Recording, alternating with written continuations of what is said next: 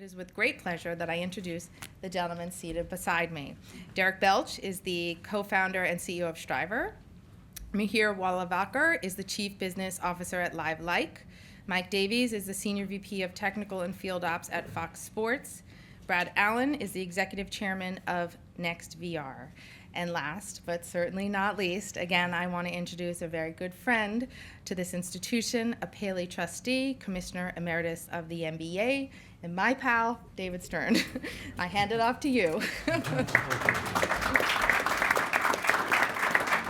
So we have the people here that are really making the industry go, and we also have a spectacular audience. So we are going to try to make this as interactive as possible, rather than waiting till the end to ask questions and run up against the clock that Megan is going to put up in the corner. How many people here own, not your office, own headsets? Okay, I would say maybe about 15% or thereabouts. Interesting. All right, and the purpose of this panel, from my perspective, is to see whether Maureen is wearing her usual rose-colored glasses, because for every quote that she gave, there's an equal and opposite quote about VR and the length of time it will take to get to where everyone is predicting it currently is or not. But the first opportunity goes to the company that made an announcement today, and they rolled up something really big and fancy to the NAB. You're on.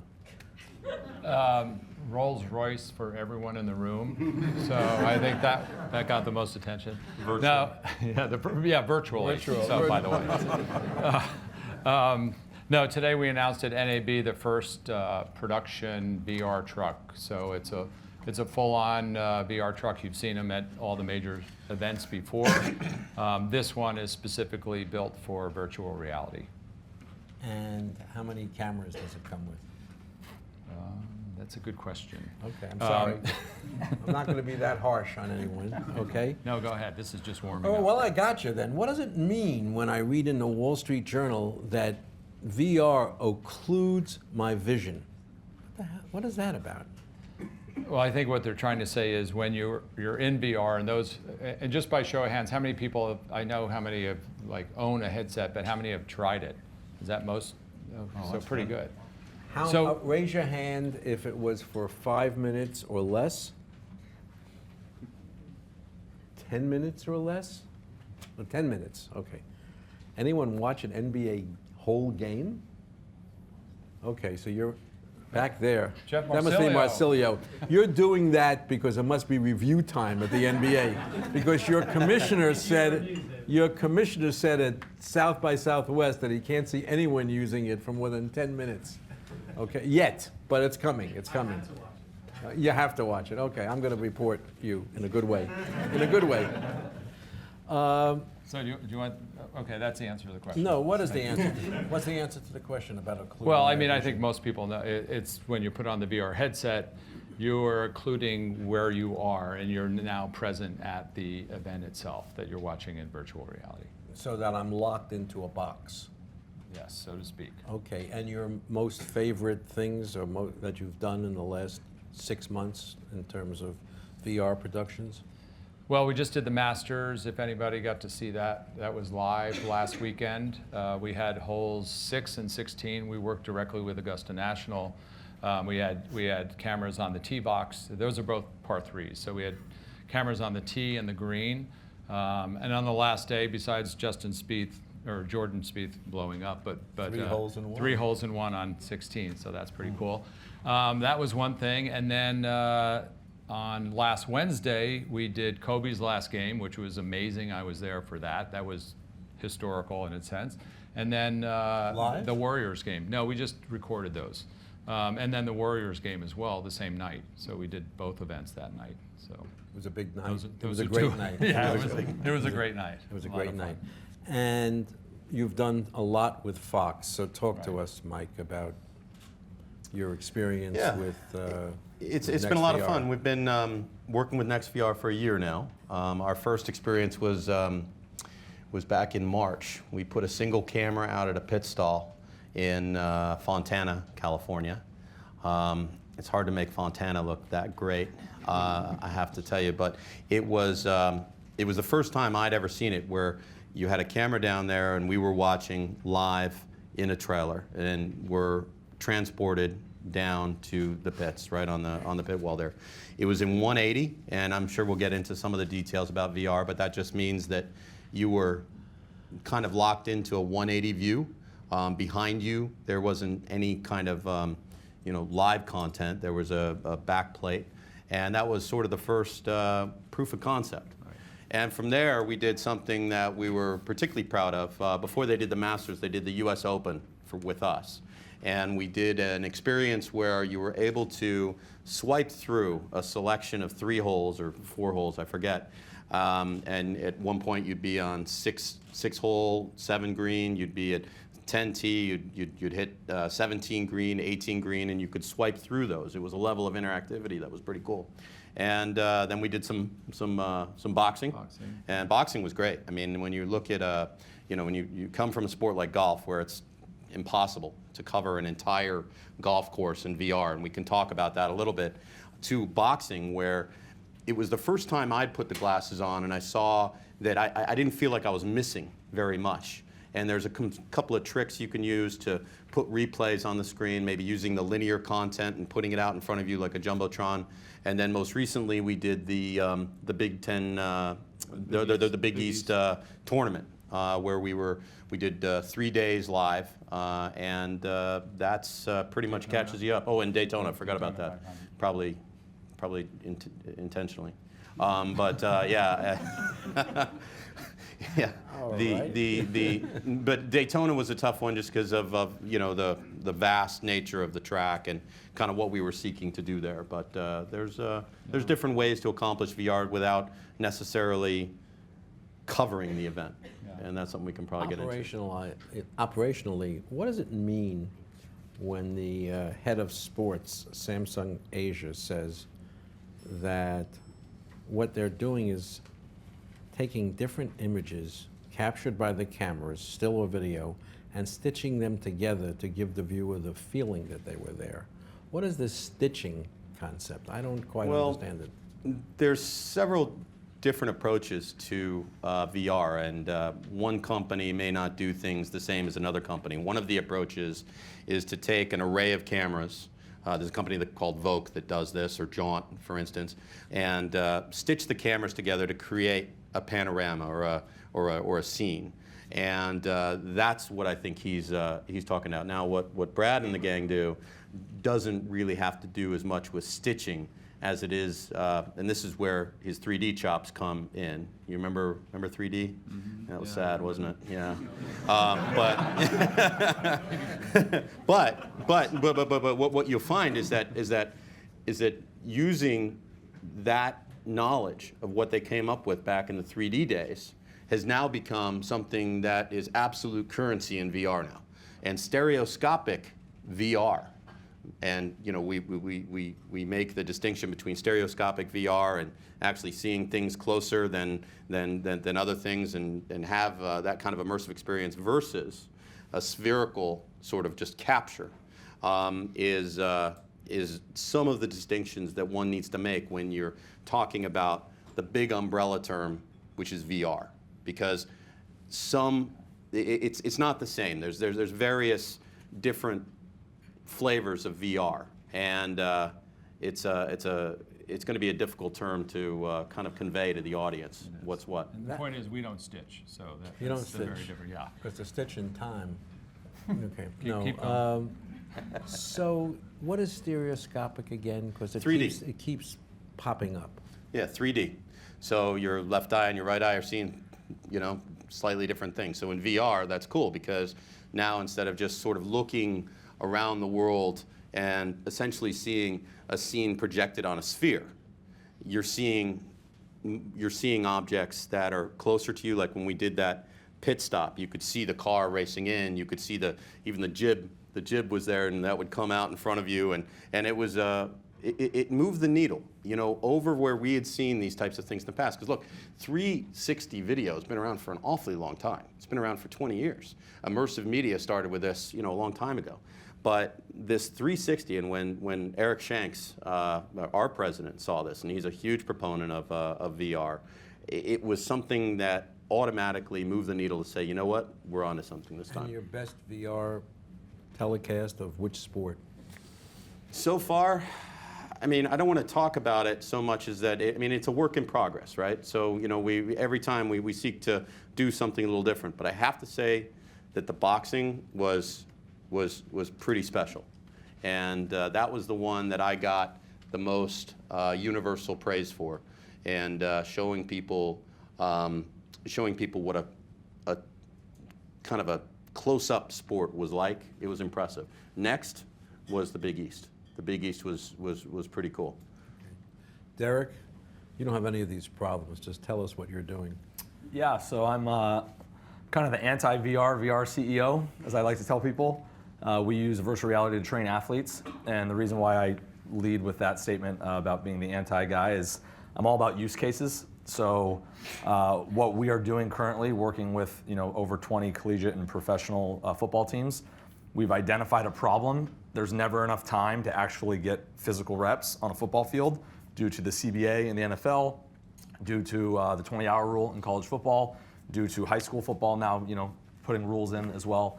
And players, it's a very, very physically demanding game. So there's never enough time to get those reps. So we basically give them those reps in a virtual manner. So it's kind of like an experiential rep. So instead of watching film from the all-22 where I can see everything, that's not where players play from on the field. So we give the player a first-person view of what it's like to be right there on the field. And my view of the industry is cautious optimism because we mentioned the 3D word, right? That didn't work. Now we're putting things on people's faces. So why do we think it's going to be any different than a pair of glasses? It may, and I think Brad and his group are doing it phenomenally, given where the technology is. But I always like to tell people, not so fast. Let's see how this stuff actually is useful before we kind of proclaim it to take over the television. So. And how, if I'm experiencing it as a quarterback, what am I seeing? So what's happening to me? So we have it downstairs, and you guys can we'll see it be when it's doing there. that, But yeah. when you put it on, you're literally getting the view you would have on the field. Now, what we don't use video game graphics. So this came out of Stanford, and actually that little clip from College Game Day, Sam Ponder said it was a 3D simulation. It's not. It's actually a real video. So 360 video, like Mike said, has been around for a while. It was never used to do this. Anytime anyone was trying to do this, they were using video game simulations. And the science behind this stuff says that if I'm watching it and I'm trying to train my brain to do something, repetitively, like a quarterback making a decision, and that little digital character doesn't move across the field like he does in the real world, your brain's literally going to tune out, and it's not going to work. So Brad mentioned the word presence. If I don't feel present on the field, it won't work from a cognitive standpoint. So when a quarterback or a linebacker or anybody that we're filming from their viewpoint puts it on, they're there. And so we have guys that actually put the headset on and take a little 5-step drop and act out where they're going to throw, and it's very much like being on the field without actually being there. Could you help DeAndre Jordan and Andre Drummond shoot foul shots? So we're working with an NBA team right now. We worked with Stanford last year as well with basketball. They didn't have a great season, but hopefully that wasn't our fault. But we've talked to the Clippers about that very thing. I think after the season, we'll see how that goes. So I've spoke to the gentleman who were here from DeServo that deals with brain interaction, Sure. and they explained to me that a marksman who's a shooter, his brain fires differently just as he shoots. So one of the things that we've seen that's really interesting is it doesn't have to be first person every time. So again, for us, it's all about science. It's all about research, stuff that's actually been going on, tested in labs for years. There's this thing called the third person effect, the doppelganger effect. So imagine the first time you heard your own voice in an interview and it sounded really weird. That doesn't sound like me. So the same thing happens in VR, where I have this thing on, I feel present on the field, I look around and, oh man, that's me. You kind of look at yourself in a different way. So we have our players that use this stuff, they're analyzing their footwork, their arm slot, everything that they're doing from a mechanical standpoint, they're analyzing it in virtual reality that's more effective than traditional film, traditional 2D analysis. The thing that we're seeing, since you mentioned a marksman, is this is a visualization tool. So when I go in there, I'm never going to see a miss with a free throw if you do it right? You build out the reel to make you feel more confident because you're never going to see a miss. And I was a kicker in college, not necessarily a real football player, but visualization is really hard. And I guarantee you, DeAndre Jordan is visualizing missed free throws. I visualized missed kicks. That's probably why I missed them in games. So, you can build this stuff out to make it wrap that myelin sheath around your brain and really reinforce positive habits in addition to the mental reps. I think, yeah, Kay Koplovitz. I have a question about that and the training of the brain and how the brain works with visualization. Sure. Is it possible to reverse engineer? Let's say that you took, say that you took, for the best free throw shooter in the NBA, because you're talking about free throws. Sure. And you had the visualization of the mechanics of that. Is it because every person really does something a little bit different, or can you reverse engineer into someone else's brain the perfection of someone like Seth Curry or somebody else? Yeah, so that brings in physical movements as well into things. I'm sure it's possible. Right now, we're only dealing with the mental, but there have been studies about people that practice, people that visualize, people that do nothing, how all of their performance increases or decreases. And practice and visualization's pretty dang close over the course of the studies that they've done. They've done stuff called dynamic imagery, where I actually get down and do this while I'm watching while I'm visualizing. It's X% more effective. So I'm sure that's coming. It's very advanced. Did I read that the NFL is going to utilize you, I think it was in USA Today, to develop empathy in players and let them learn about why they should engage in domestic I don't violence? talk about anything about the NFL without permission.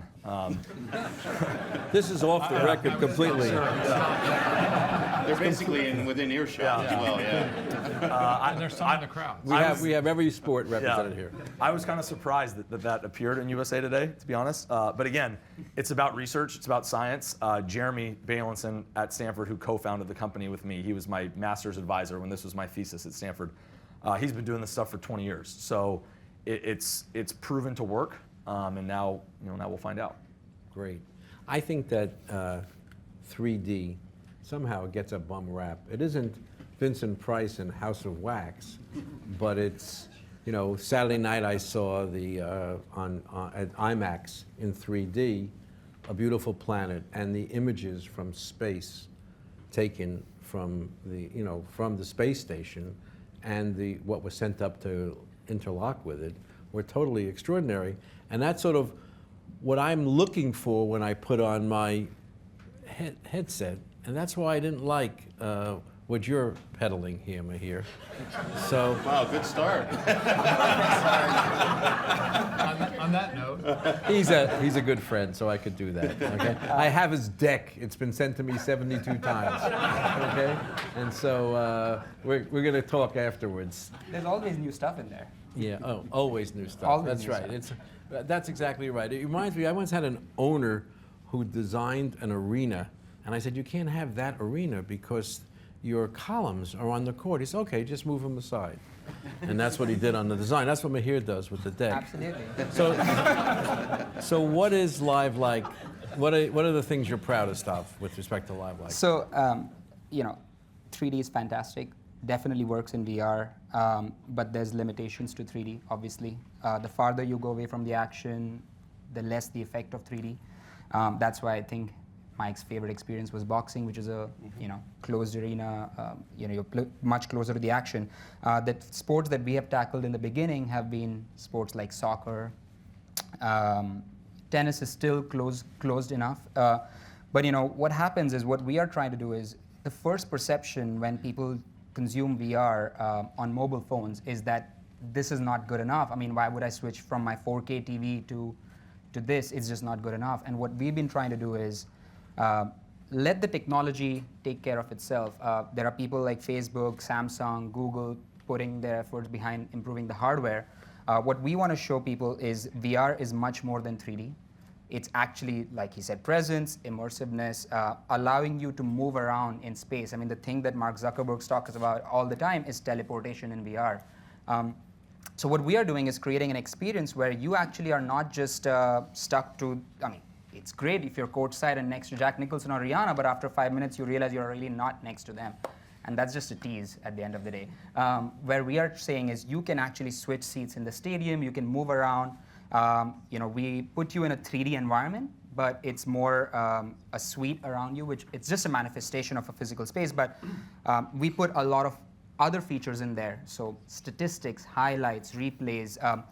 The main feature that we're focusing on is making it a social experience so that people stay in there, like we did the poll earlier. Not enough people have stuck around in the experience for more than 10 minutes.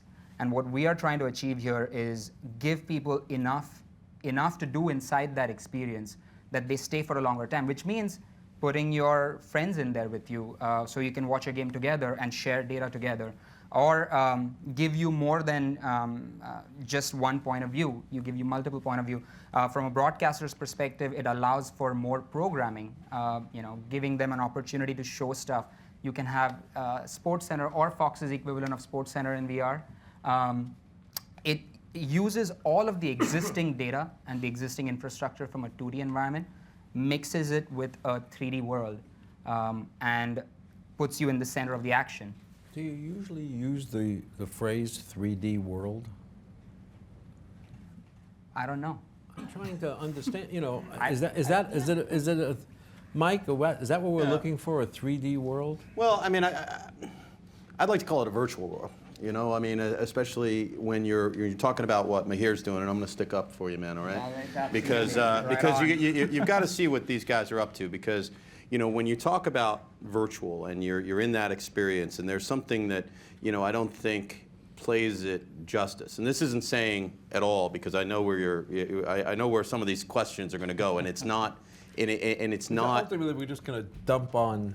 Our pal Brad. Well, as we should. Everybody will have their chance. That's exactly right. Yeah, but it's a process. I mean, it's not there yet. But what these guys are doing is addressing a very fundamental expectation of VR, which is interactivity.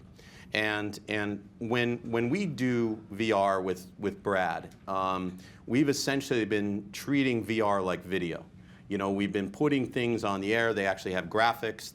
We're treating it a lot like video. We switch cameras, and I know that that's not where we're going to be in the future, but this is just a process, and we were happy to stay there. But what these guys are addressing is that interactivity question, because whenever somebody puts the glasses on, their first question is, and usually this is from my 7-year-old son, who says, "Okay, how do I change the camera?" Hold on, it'll change. It'll change. But to explain what Miheer and the LiveLike guys are doing, you really do have to check it out, because it does open your mind up to a whole other chapter of what I think VR can be, which, especially with sports, has to do a lot with quality capture, which is what you guys are doing. What else are you going to be doing? We've already started with the interactivity, because again, VR, everybody knows the issues with VR. It's like it's isolating and this and that, but what Miheer's doing is, bringing in other people, the social aspect, and this is one of the things that Mark Zuckerberg, I think he said right away, it's going to be the most social platform ever, because now you're sharing your experiences being at an event. And if you're live, now you can invite your friends. I mean, you can do that on Skype, right? You can see which friends are online. You invite them, you connect with them. We're going to be doing the same thing in VR. How does that happen if my vision is occluded? Because you're going to invite, well, I mean, have you ever tried Skype? Yeah. Okay, I've heard see of that it. person? Yeah. Okay. So if you're at an event, you could bring that in, and now you're talking to your friend.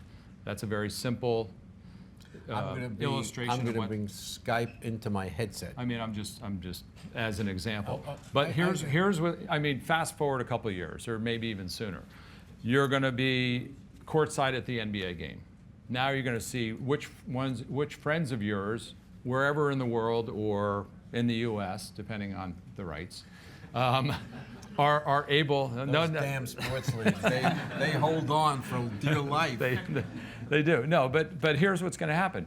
So you're going to be in you're going to build your luxury box, right? That's going to be computer generated, and then you're going to see which one of your friends are watching the game too. You're going to invite them, and now there is an avatar, and it may be Mike, and you want to have what looks and feel, which is you, or an avatar of somebody else you want to be. Could be a better looking Could avatar, right? could be. I mean, it could really be anything. Could be. That's Yeah. unlikely, but it could be. So you can have your friends there watching it with you, right? Their avatar, talking to them as you're watching the game from I that still have perspective. an avatar on Second Life. It started out, we were all going to have our meetings and everything else. Now I think it's a German porn site with an avatar of Your me. avatar. That's Probably your having a hell of a time. Oh, it's having a hell of a time. Okay. All right. That's your excuse, I need a okay. microphone up there. Scott Kerner, tell me about a recent deal involving Major League Baseball. So we were just talking before. I was an investor in Replay, which just sold for $170 million to Intel. So we're underway. The question that I have for you guys, because Are you going to tell us what Replay does? well, what Replay does is it's more akin, I think, to what you're doing, which places 13 cameras It's the around the Replay stadium. technologies, The Replay yeah, technologies, right. yeah. So it's 13 cameras around the stadium, so you get any view in the stadium. Now, version 1 takes 2.5 minutes to actually create that video. Now, when I invested, it's like, obviously that will get faster, but I'd love for you guys to talk about, because it seems to me if I have a VR camera here, I can do this and this, which gets uninteresting pretty quickly because you guys are 95% of the juice. I love the one where the camera can go anywhere. To me, just looking like this, TV directors are pretty good so far at doing this, but moving around everywhere, that gets me going. So I'd love for you guys to talk about the difference between, I guess it would be called stationary VR and go anywhere VR, Right. So, because that's a big difference. So from a technical standpoint, you're talking about light fields. How many people have heard of light fields? Okay, so basically, simply put, most cameras shoot inside out, right? Cameras here, I point it there. The 360 cams, they shoot inside out to capture the scene. Light field shoots outside in. So what's going on with what Replay does, and I'll tell you why we're watching it very closely, is it's basically digitizing the playing surface. So from a fan standpoint, yeah, you in theory could go anywhere, in the stands, on the field, etc. For what we're doing, what we do for football teams is we actually have to put a camera, that inside-out camera, on the field. So we have convinced over 20 coaches to let us put a camera right next to the quarterback. And those of you who know what coaches are like know that's a Herculean task in most instances. So the future is outside in, no cameras on the field, nothing getting in the way. And how do you take that digital representation of the playing field for us and be able to see it from any position? Now, you said it, Scott. The problem is right now is processing time. I've personally seen some of that stuff. A 30-second clip is 1 terabyte, and you zoom in 10 feet, and it gets grainy. So it's got a long way to go. But that's, we're looking at it very closely from that standpoint. But you're looking at it, in effect, as an educational tool. Correct. So I'm Nothing live. correct. So I'm Tony Romo. Can I go back in and instead of watching game tape from from all 22, 100 feet in the air, can I go watch it from right where I actually played from? So would we like to watch with each player having an array, and we can switch players? I mean, these as From I a see it, fan these standpoint? cameras they're just cameras. We wear them on our heads. We see a 360 image. More of them, better. I mean, you talk about having to do it for real. I mean, you can cover golf or NASCAR if you just have enough equipment. Well, golf. Potentially. Right. Golf's Yeah, I mean, you'd need to come up with an ethos on how you were going to do it. But just back to the Replay technology, and I agree with you. It's fascinating technology. Sure as heck wish it was faster, and and I'm glad that Intel jumped in and their group, because they could take this a long way for everybody here. And We just debuted it as Experience Intel on television yesterday. The first ad came out already. Yeah, and you're like Derek was saying. I mean, you're recreating the scene. You're digitizing it. So now, once you own it, it's like a video game. Now you can go wherever you want, and that's why we're intrigued by it. Because forget about what we're doing. The best thing that, I mean, the thing that looks the best in VR is the CG stuff, right? Like where you're able to go and not have to worry about how to capture things. So that's the promise of replay technologies, and how they're going to do it, and what kind of processing power behind it. And like you said, a terabyte for 10 seconds, and they say 2.5 minutes. I guarantee it's twice that, if not longer. But we believe in the technology, and hopefully it'll mean something for all of us. So what if you don't mind just addressing just what you're getting at. What you're coming down to is the fact that you can have movement in there, right, at the end of the day. And the point is, like you said, the TV directors already know exactly what people want to see. That's why, in fact, even if you see our experience, there's always a Jumbotron that has the TV feed in there. So you can always see what the TV director wants you to see. But the ability to move around and see it from your point of view and have that interactivity, obviously Replay does it. It works perfectly for a dunk contest, right? I mean, the number of vines that have been created with that have been like insane. But the point is that doing it in real time is impossible for now. Not impossible. Okay. But I just Go want ahead, to, please. Scott, are you talking about getting up and walking around like during the game? Well, I mean, I realize we need about 1 million times more processing power Right. than we have now, but our iPhones have the processing power of a moon launch, in the old days. So I'm assuming we get there, and that we can go Left anywhere hand behind you. in the field. There's a, You also need tracking for something like that. So that if I wanted to walk around a stadium, this room better have enough cameras for me to walk, and the computer tells that scene where I am. It's not easy. yeah. So the closest thing to that today is like when we've done a number of NBA games, we've got cameras in the stanchions of the baskets underneath each basket and courtside. And you can switch. You can go, okay, I'm tired of sitting courtside. I want to go now watch the view when the guys are coming down the court, and you can switch as you wish. I have heard it said that the courtside seat at an NBA game is the best seat in sports. I just heard it said, but we have John Orend here from the Sports Business Journal, the holy grail of media, and we have Jeff Marcilio from the NBA, and both of them, have said something about that. You quoted Ted Leonsis of the Washington Wizards and the Capitals. And the Mystics, right, excuse me, who said, imagine selling an away package to all of our fans. No, a package of our away games so that our fans could be sitting courtside. And Jeff is quoted in, I guess it was Wired, the Holy Grail, said Jeff, is the 100 million Chinese homes. How's that working out for you guys? Small fraction of that so far. Okay. So I do have a question for you in terms of the rights. So if you were at the league, like how would you value these rights? How do you value like for HD? I would be so willing to let you guys try whatever you wanted. I would not be, small and grasping. I would say go ahead and try it, because all it's going to do is bring us more fans. But I think it's great, even though, as Adam Silver said at South by Southwest, it's not here yet, and it isn't. I mean, that's the conclusion. Where something is here, but that holy grail is not yet here. Jeff, you agree with that?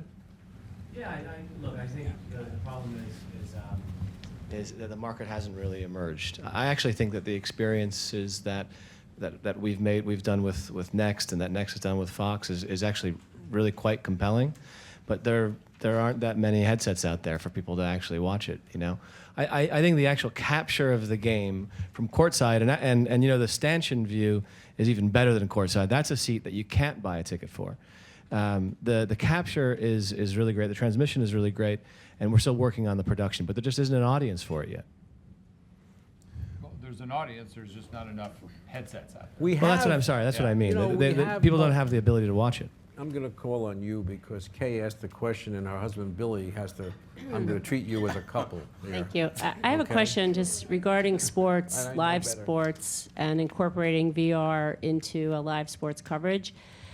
Is it always meant to be a second screen and a second destination? Because when you're putting VR on a TV set at home without any glasses, it just looks like, to me, a fisheye lens or something. So just in the future of programming with sports, is it always going to be a second screen or destination or on demand, or how do you keep your viewers, or are we splitting them?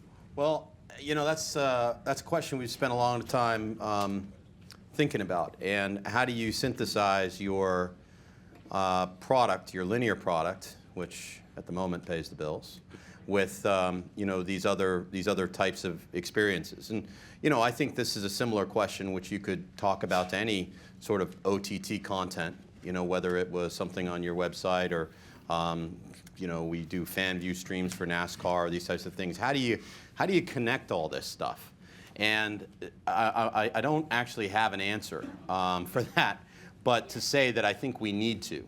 And I don't think, at least right now, we're necessarily looking at VR to potentially replace the linear broadcast. And I'll tell you why.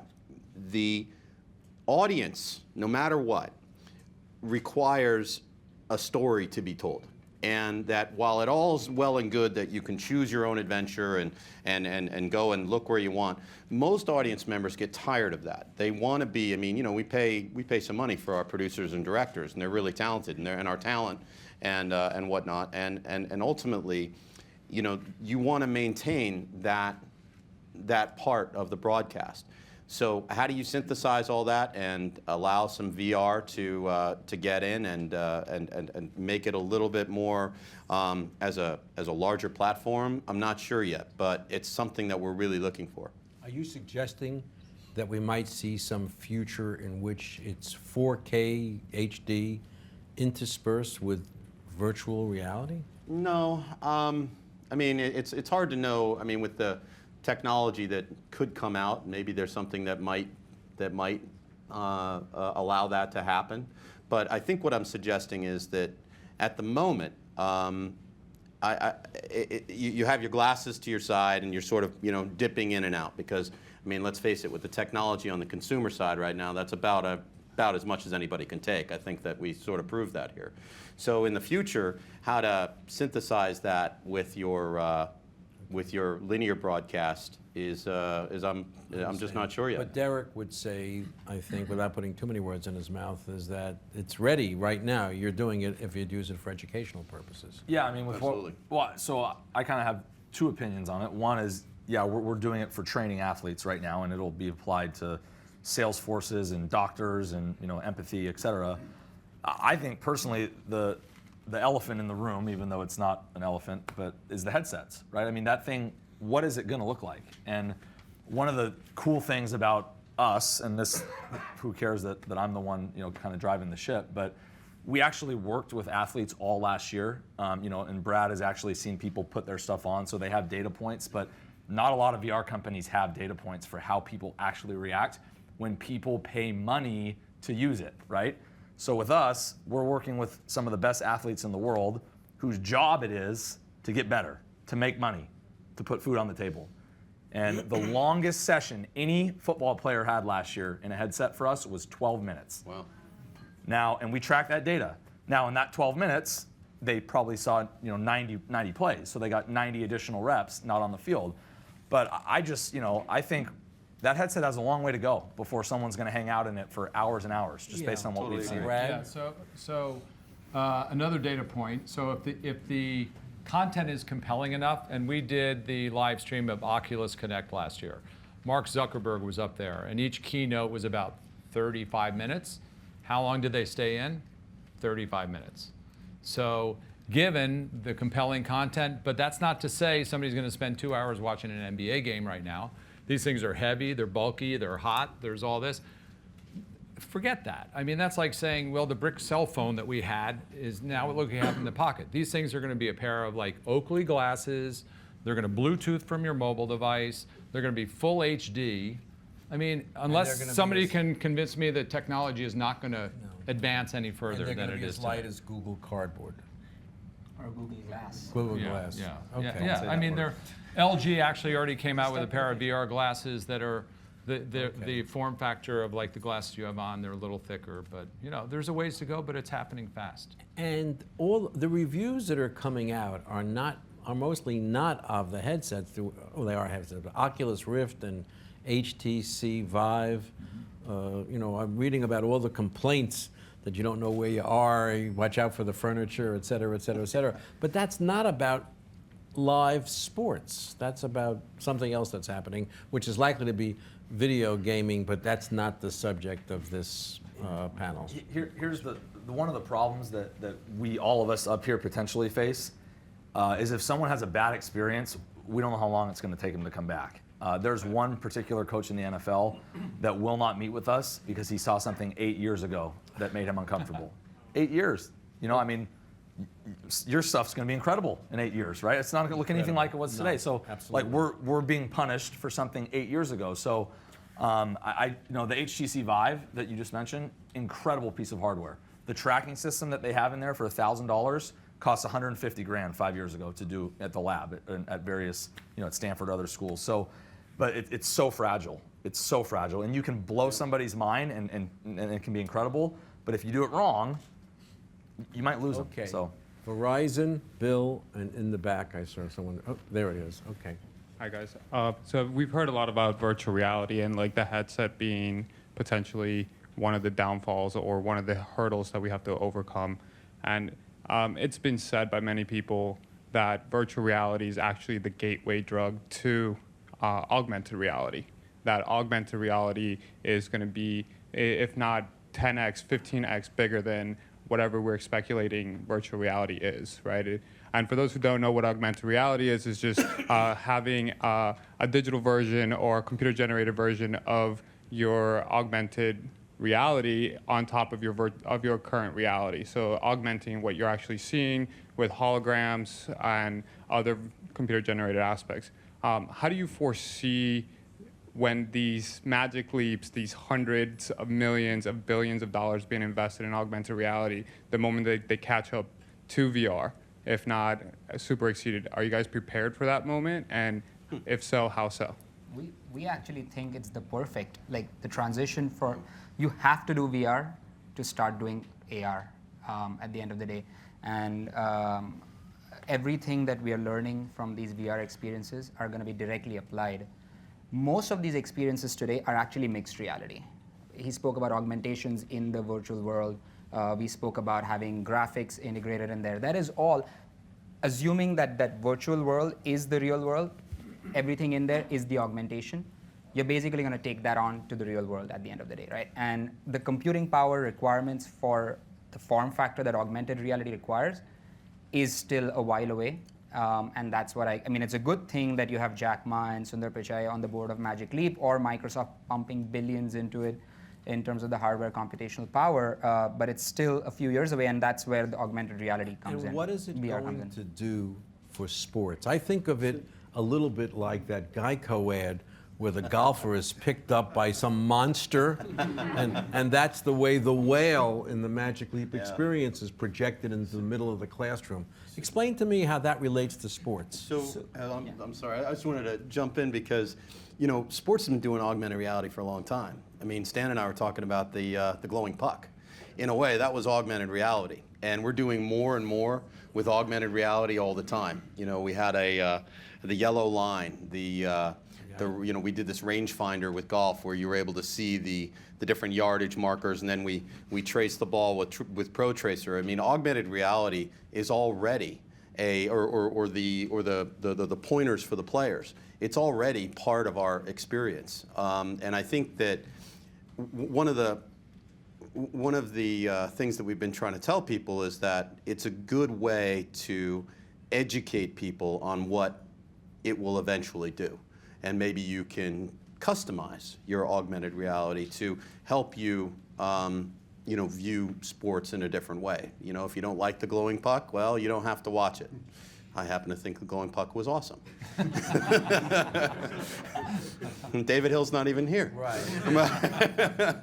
But I think that's where it starts. And I think that there are so many more things that we can get into in terms of augmented reality. Well, give me three of them. Highlights. If you're looking at, highlights have been the same business for a long time. got it. Second spectrum. They'll show you the arc. They'll do everything. But tell me about televising a game. All right, so just a use case, and I'm just pulling this out of a hat, because apparently I've stuck my foot in it here. That you could, if you had, okay, there's a great company called Osterhout that our Fox Innovation Lab has been working with, and you could potentially turn on your fantasy players in football and say, okay, I want those guys highlighted at all times. I don't care what network I'm watching. I want to see a little glowing halo around these guys just so I don't lose track of them. And then I want to, outside my television screen, I want to have all of my scores. I want to customize that, so now I'm not looking up and down with my phone. It's sort of like what Miheer and the gang are doing with LiveLike. You can actually be inside that experience, but I'm talking about it for real.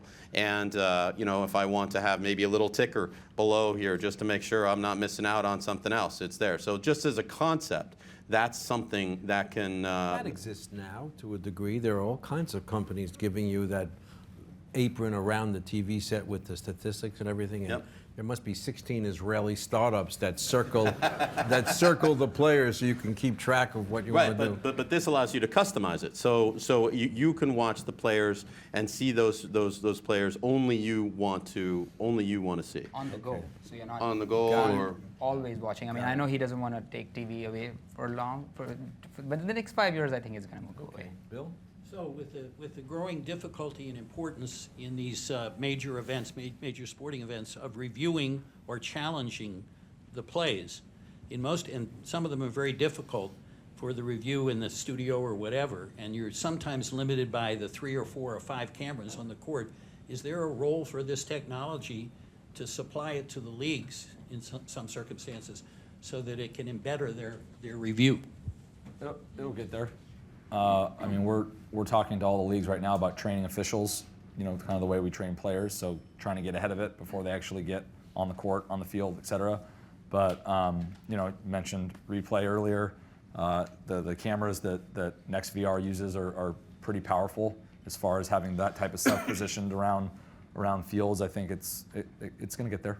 Absolutely. It's going to require the union. I was watching a baseball game the other day. I guess as ESPN puts a box in the batter's box, but Rob Manfred, you're not allowed to use that to call strikes, are you? The union won't let you. Rob, where are you? Did you leave already? He left. Okay, I caught him. Okay, back there.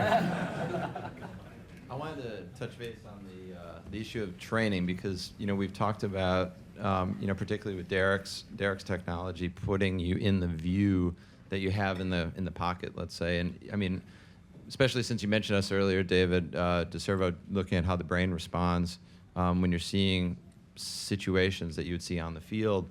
I mean, we've basically got like 2 extremes to consider here. One is 100% fidelity. So that's like not just the visual side, which is particularly getting handled now, but there's also the audio side, there's the tactile side, so there's the whole haptic side. Could you guys comment a little bit on where the non-visual aspects in terms of the future of VR are going? Because that's particularly important for us in terms of looking at how the brain does this kind of stuff. We're seeing major league teams ask us, all right, it looks cool simulating the pitch on the phone, but they don't actually look at pitches on a screen. They look at pitches standing in a batter's box with one eye closer to the pitcher than the other, for example. But on the other hand, we're seeing there's a lot more uptake, like this issue you mentioned, Derek, of the player using it for a maximum of 12 minutes. We've had a major leaguer use our stuff for a total of 120 minutes, and it's really stripped down. It's not VR. But the added element they're seeing is that it's an ability to assess performance and then train on top of that. So it's basically these 2 extremes, like low fidelity, but at the same time, assessment capability, and then what point is there diminishing returns of the higher fidelity? Is there a question embedded in that? I got him. You know what I'm saying, though, right? So, first of all, for that 12-minute thing was in one session, not like over the course of the season, right? Just to be clear. Okay. Right, that's fine. So I think as far as you're talking about haptics and other input devices, first and foremost, we have talked to a major athletic company about reading the brain while you're in VR versus the real world.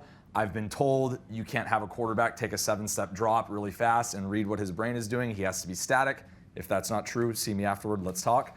But all of the athletes that use our stuff have told us I don't need to throw a ball. I don't need to swing a bat. At my level, it's mental. And I get enough of that stuff on the practice field, right? I don't need to go take one more cut. That's what physical practice is for. I don't need to throw one more ball. Carson Palmer is a great example with the Cardinals, and I can say this because he came out in the media earlier in the year with Peter King. He stopped throwing in December because he needed to save his arm because he's 35 years old.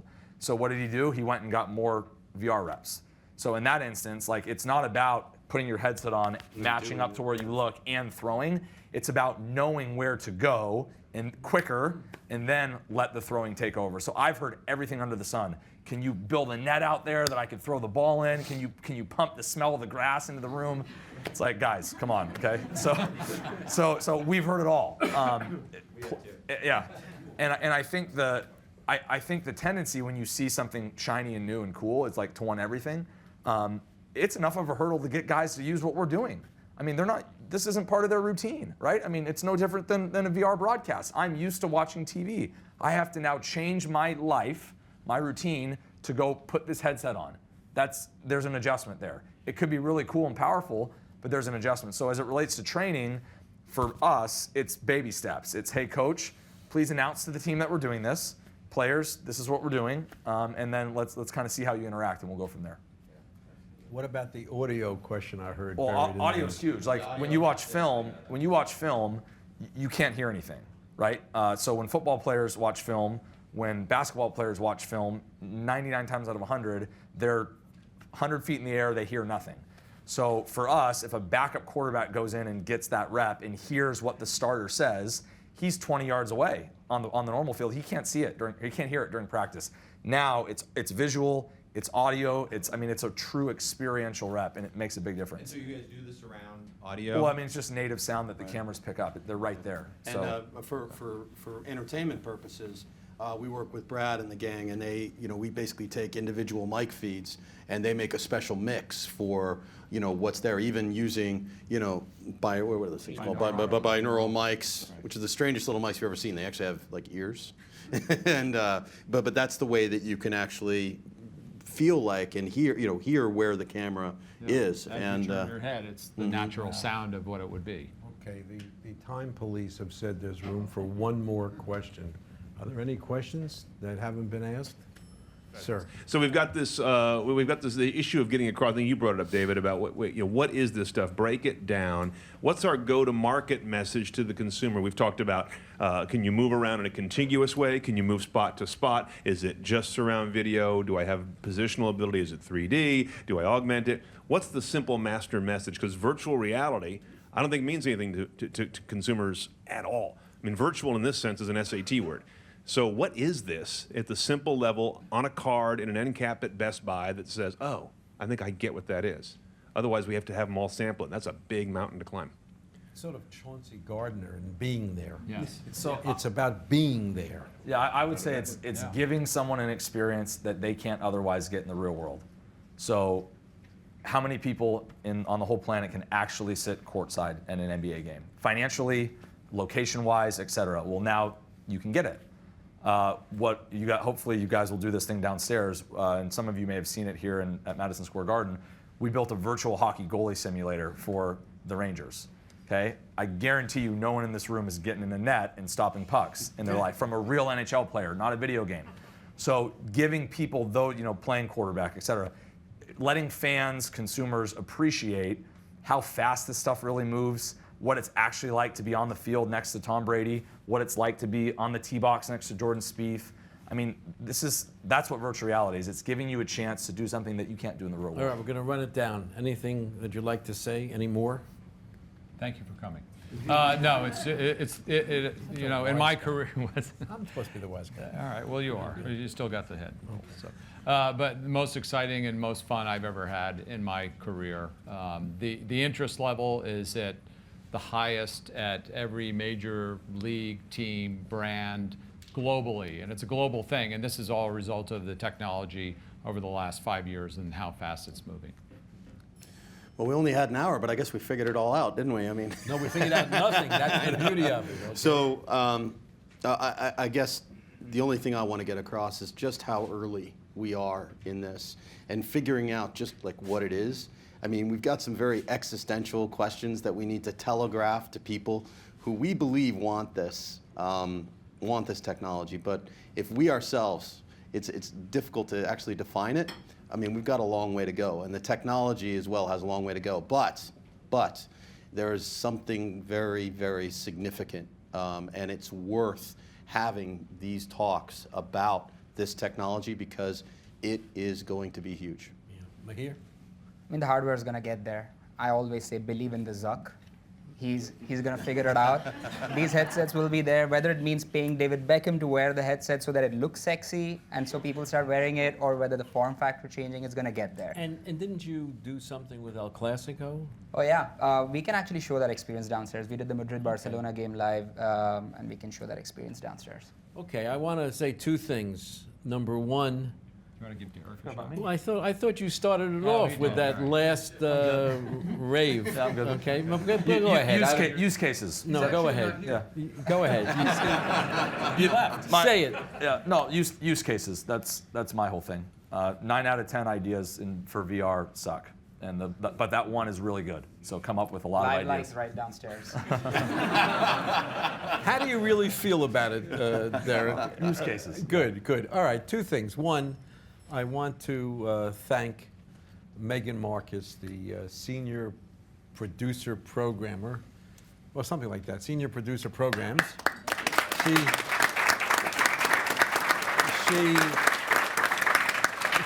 caused that video to be prepared, and she tried to stuff me with so much information that I wouldn't embarrass the Paley too much. And number two, the panel is supposed to go running downstairs as soon as it ends so we can greet you downstairs while you're experiencing everything that we've talked about tonight. And let's give the panel a hand.